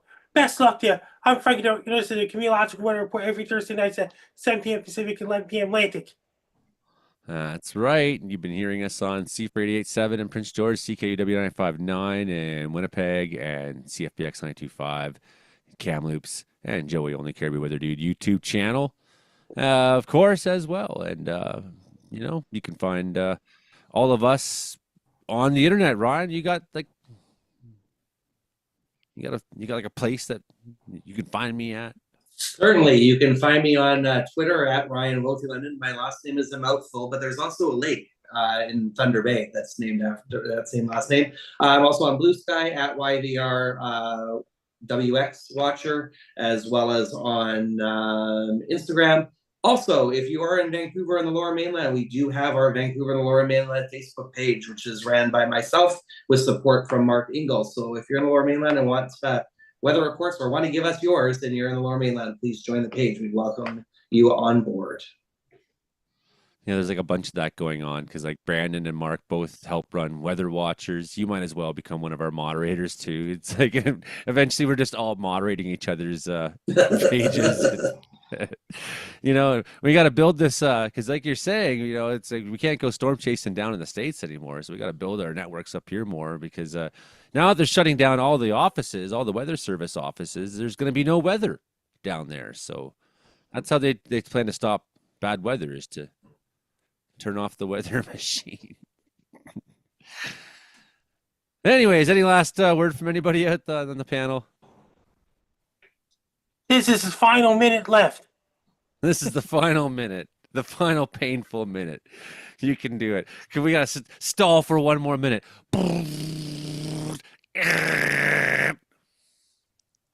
Someone say something funny.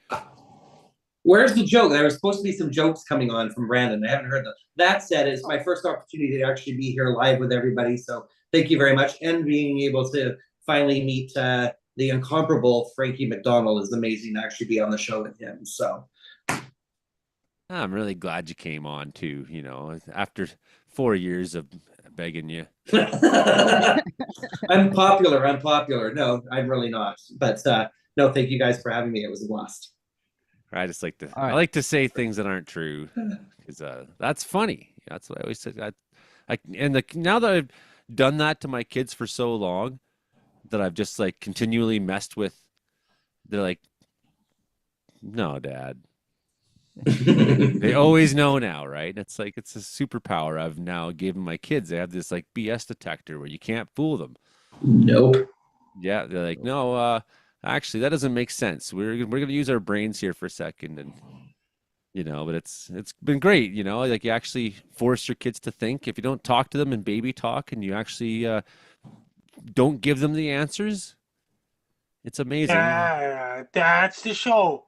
That's the show, Frankie. It's amazing what'll happen. That's the show. Okay, bye everybody. We'll see you next week. That means Rogers TV is a former podcast. Yeah, we're not. Yeah, I'm just. I need to not do it anymore. That means the final episode of the Comedeorological Weather Report recorded was on February the 27th. That's the final one. And I couldn't even send them the episode last week. I don't know if they even got it, and it's just like that was kind of the last straw. Like I don't care, and I mean I didn't really care to begin with. And then that president is shutting down the weather stations down in the States. Yeah, it's bad, Frankie. It's everything bad. Everything. I'm forecasting darkness. Canadian Mark Robinson can't even go down Florida because of tariffs. Mark Robinson can't go down there now. Yeah, I'm curious. I saw Brandon clicked off, and I think next weekend we're gonna have the ultimate chat on.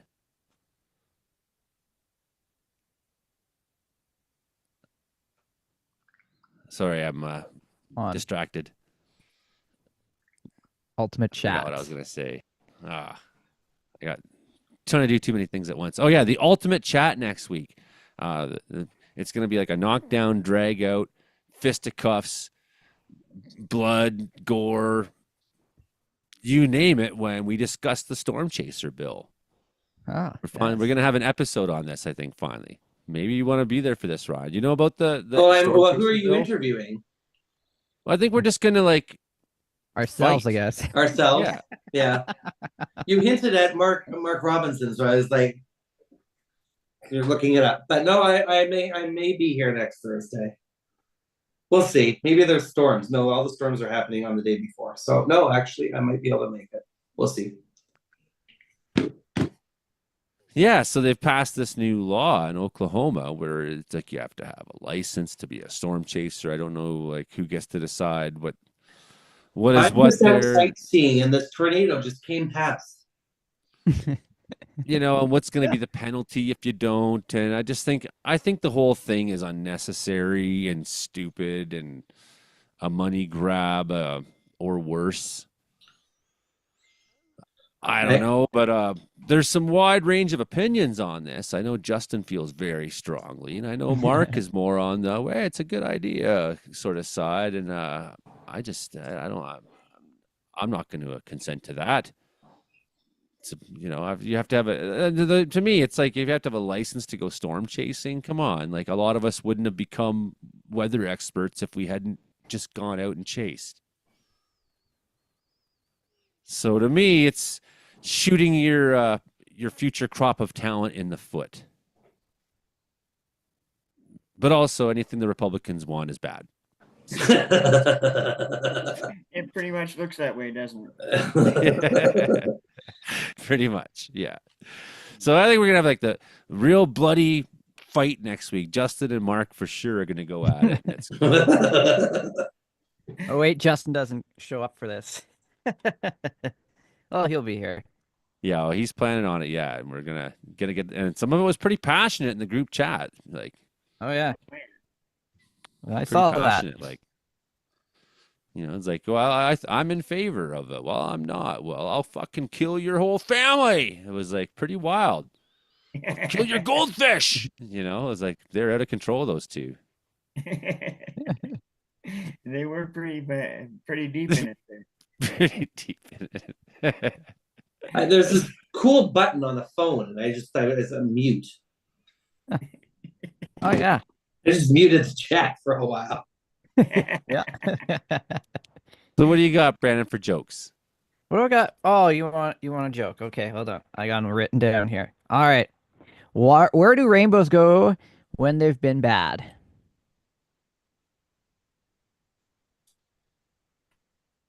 No one knows. You don't know. Okay. They go to prism. That's right. Prism. To reflect on what they've done. Reflect on.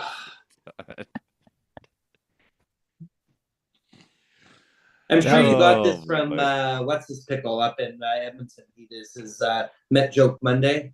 Oh yeah, that jokes. Yeah, we both kind of. Now I'm into posting jokes every day now, so the dad joke calendar, you know, it's good stuff. All right. So, how is my wallet like an onion? I don't know, Brandon. Every time I open it, I cry. Oh yeah, of course. That makes sense. That's terrible. Terrible. All right. So yeah, we had two windmills that were sitting on a hill. One asked the other, "Do you have a favorite song?" The other replies, "Well, all my life I've been a heavy metal fan." There we go. That was a good one. Mm-hmm. That was a good one. I've been a heavy metal fan, yeah. Yes.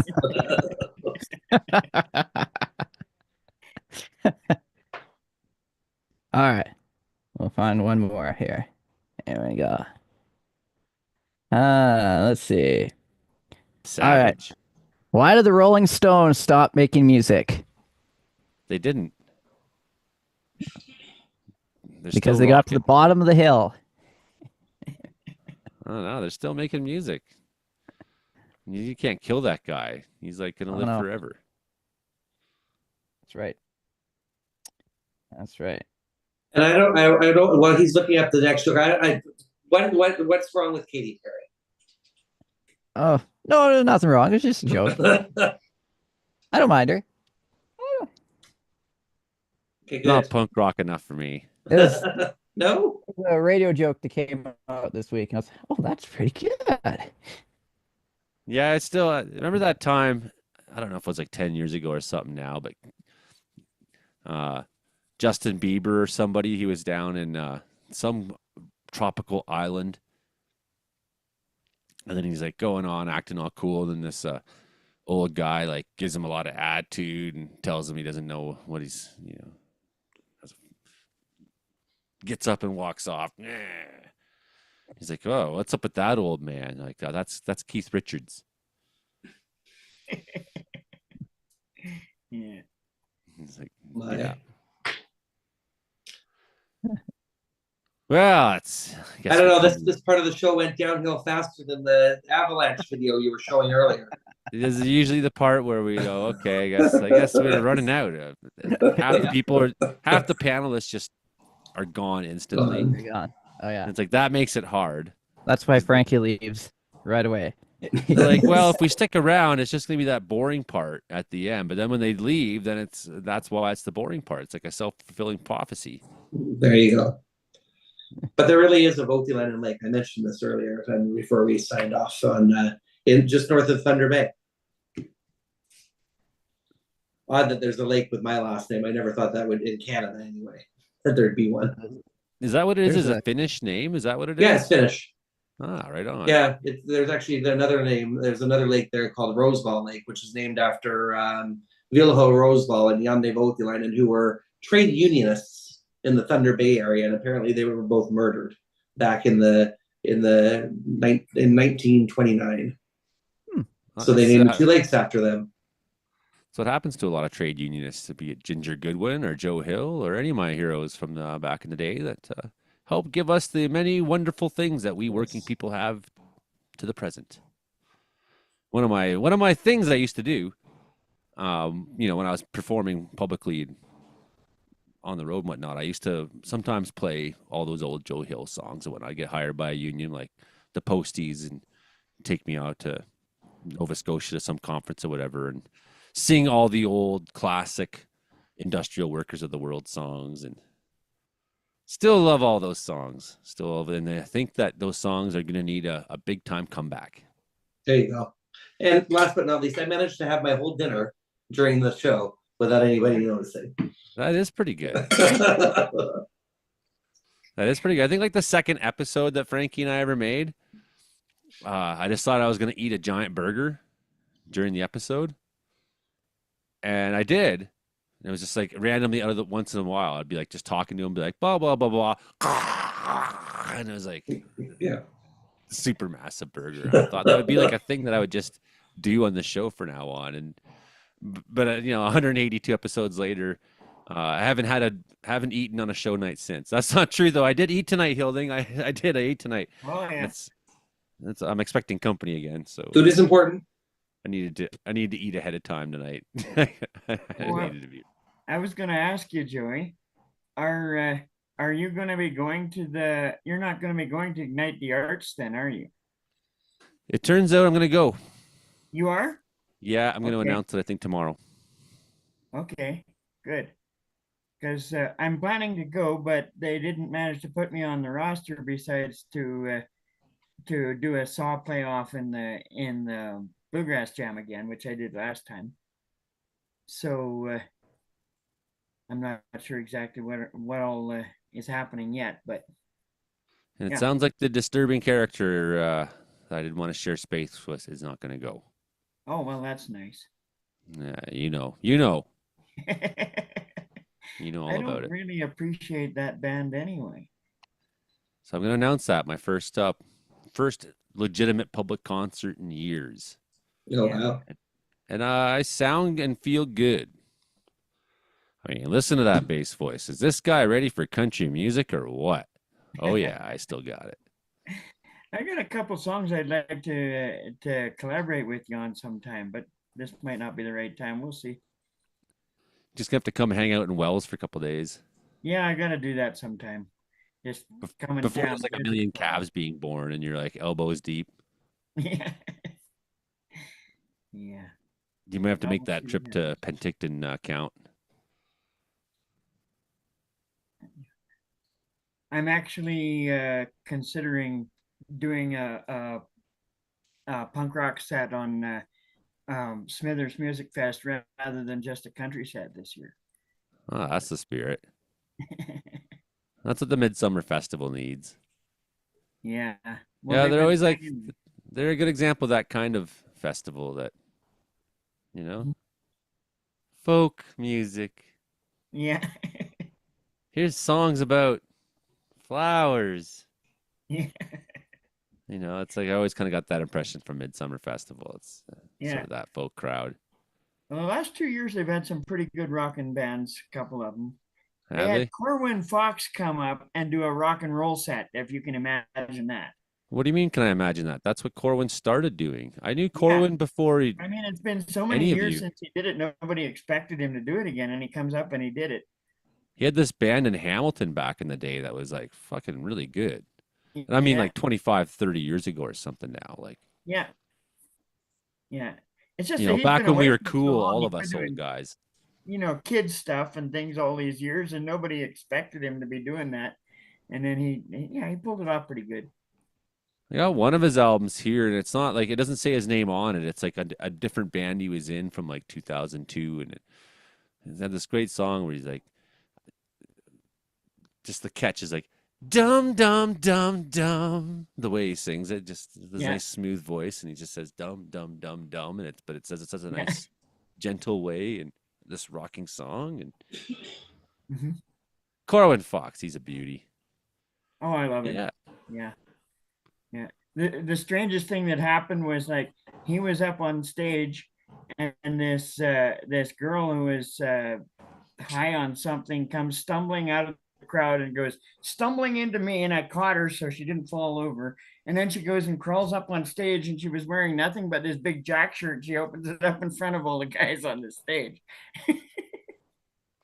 One of the last times I was with Corwin Fox, actually, like when he was here for an Arts Wells, I was standing with him and Fred Penner, and he was telling us the story about the night before, and I can't think of the woman's name, who he was like, "Come on, have a shot of whiskey in the hall here, right?" Yeah. And she's like, "No, whiskey always makes me puke," and he's like, "Oh, come on," you know, and he's being Corwin, and he coaxes her into having this whiskey. Just come on, gives her the flash. She's like, "Okay, then," and she drinks it. And just immediately projectile vomited straight back onto Corwin. Like, oh my, it's just, oh my God. And he's like telling us the story there the next day. And I'm standing there. There's Fred Penner. He's like 18 feet tall and he's hungover. And yeah, there's hungover Fred Penner, and Corwin's talking about getting puked on. I was just like, man, that was a good party last night. I guess Arts Wells is being moved to June 29th or something like that. I don't know. Yeah. It's tough. Fire season. I used to storm chase. I used to go on tour. I used to do things in the summer, and now I'm just waiting by the phone for firefighters to call me and say, "Boss, when are we going to work?" Yeah. Like, I don't know. I'm waiting for a phone call. Stop calling me.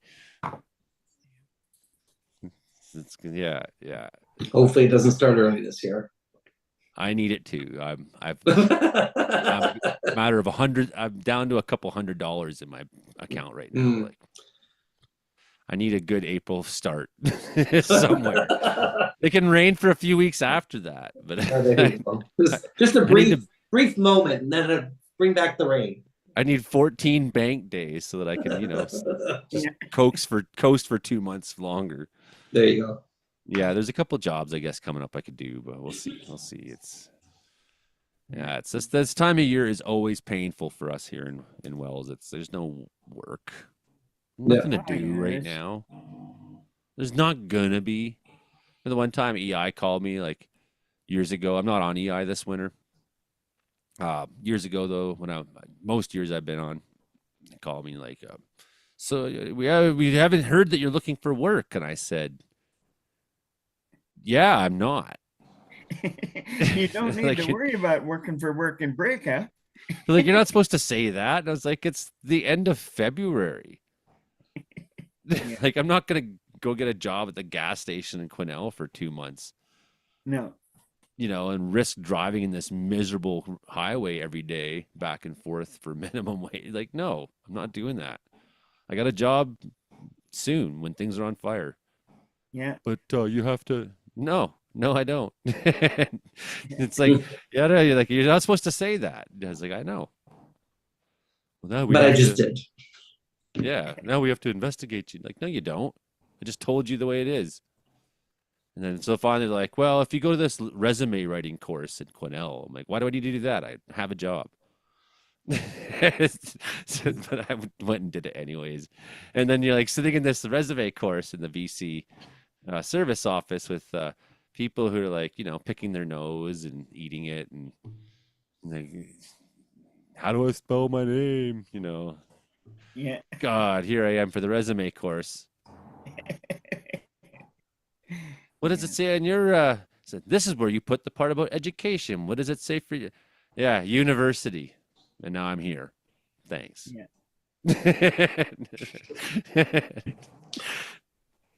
Anyways, it's not that bad, really. I actually met some nice people there, but yeah. There you go. Well, let's hope for a hot April. Come on. Just need. I don't care if there's one fire in BC, that's fine. As long as they deploy my crew there. There you go. Perfect. That's what happened last year in April. We had start up in McLeese Lake, and there was like snow on the ground here, and the phone rings, and boss is like, "Yeah, do you want to go on standby at Williams Lake?" I was like, "Sure, okay. Well, I'm supposed to be with the kids because their mom's going to a thing, a conference, but there won't be any fires, so it's just gonna be one of those standbys. Another one of those standbys where nothing happens." Like 2 hours later, he calls back. "Okay, we got a fire." I'm like, what? So then we go to like the Gang Ranch and just stomp this little one. And while we're at the Gang Ranch, suddenly all the red shirts are like, "Oh, we got to go right now. Go to fire center. They'll tell you." Like, okay. And they're just like gabbing. Bring the bladder. Bring yank. And then they just left the hose and everything and yank off the bladders and pumps and whatnot. And so like the rest of us are kind of standing like, I wonder what's going on. I guess there's a fire somewhere. I don't know. And then they start driving back towards Williams Lake, and then suddenly you come over the hill, you can see this column. Like, it's like, oh, that's not supposed to be there. Wow, so much for our little standby. Full 14 days in April. Unbelievable. Yeah, the whole of Williams Lake about burned up, huh? Unbelievable. Well, I'm expecting company very soon. Okay. I should probably go fold the laundry that I've been ignoring. Yeah. Fun things. Alrighty, everyone. Okay. We'll see you next See you later. time. Nice to meet y'all. Come on, anytime, every time you can. No, I will try to do my best. Yeah. I had fun. Even if you're like the 10-minute pop in, you see Hank, he just like shows up for a little bit, gone. Everything just like in and out. It's like sounds good. I kind of like that now. It's like there's no. Where are they now? Oh, they're gone again. I don't know who's coming for how long. I don't know what's going on in my show. Okay.